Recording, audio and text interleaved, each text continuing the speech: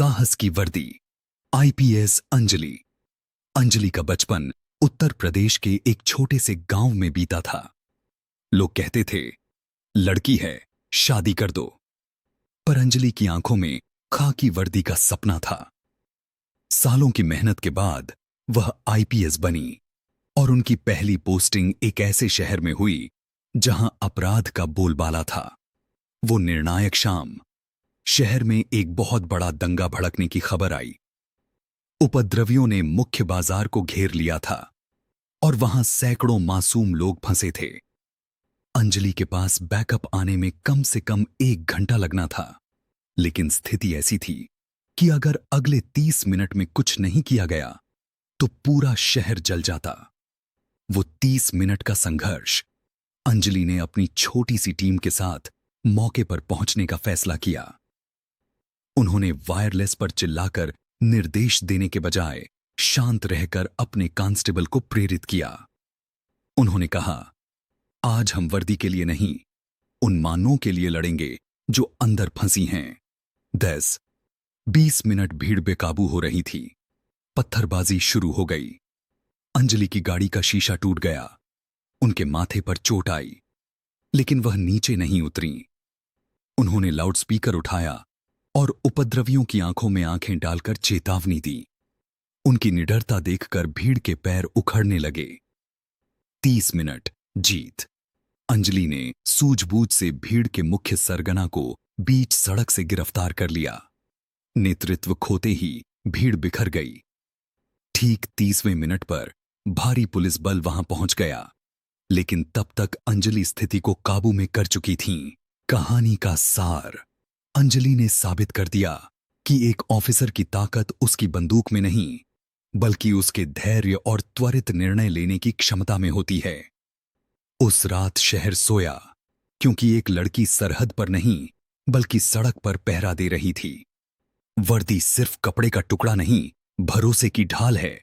भिद्द को तितर बितर करने के बाद अंजलि का काम खत्म नहीं हुआ था। असली चुनौती तो अब शुरू हुई थी।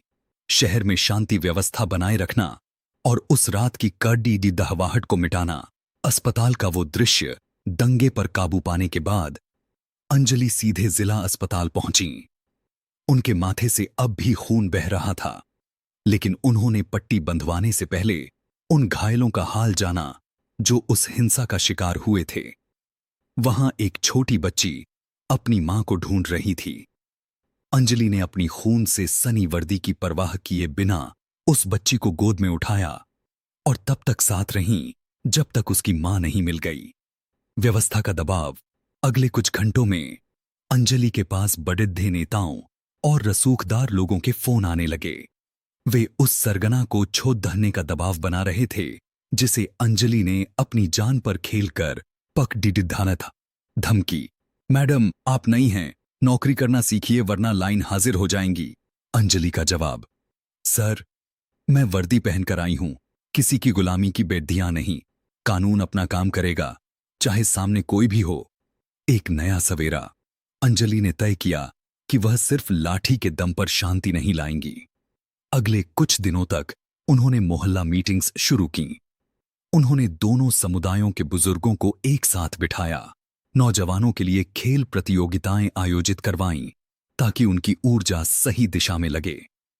महिलाओं के लिए शक्ति दल बनाया ताकि वे अपने मोहल्ले की सुरक्षा खुद कर सकें। मिनट का वो पल जो इतिहास बन गया। कहानी के अंत में जब अंजलि को उनकी बहादुरी के लिए सम्मानित किया जा रहा था, उनसे पूछा गया, उस रात जब पत्थर चल रहे थे क्या आपको डर नहीं लगा? अंजलि ने मुस्कुराते हुए कहा, डर तो लगा था, लेकिन मेरी मां ने सिखाया था कि डर सबको लगता है, पर जो डर के आगे बढ़कर दूसरों का डर खत्म कर दे वही असली इंसान है। उन 30 मिनटों में मैं अंजलि नहीं, भारत की बेटी थी। कहानी का निष्कर्ष। आज उस शहर में अंजलि का नाम सम्मान से लिया जाता है। लोग उन्हें लेडी सिंघम नहीं बल्कि दीदी कहकर बुलाते हैं। उन्होंने साबित कर दिया कि एक महिला अधिकारी न केवल अपराधियों के लिए काल है, बल्कि समाज के घावों के लिए मरहम भी बन सकती है।